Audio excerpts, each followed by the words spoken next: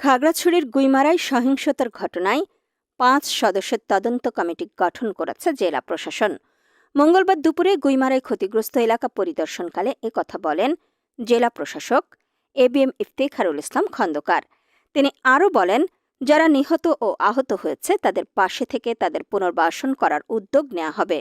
যারা চিকিৎসাধীন রয়েছে তাদের চিকিৎসার দায়িত্ব নেওয়া হবে।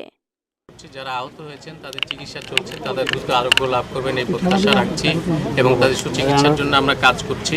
এখানে যারা বিভিন্নভাবে ক্ষতিগ্রস্ত হয়েছেন, আমাদের আগুনে ক্ষতিগ্রস্ত হয়েছেন, তাদের প্রতি আমরা সমবেদনা জানানোর জন্য এখানে এসেছি। ডিসি আরও বলেন, অবরোধকারীদের সাথে আমাদের একটি বৈঠক হয়েছে। তাদের যে ৮ দফা রয়েছে তার মধ্যে আমরা 7টি অ্যাড্রেস করেছি। আমরা চাই আলোচনার টেবিলে এই বিষয়টির সমাধান করতে। তারা যে অবরোধ দিয়েছে সেটা প্রত্যাহার করলে আমরা ১৪৪ ধারা প্রত্যাহার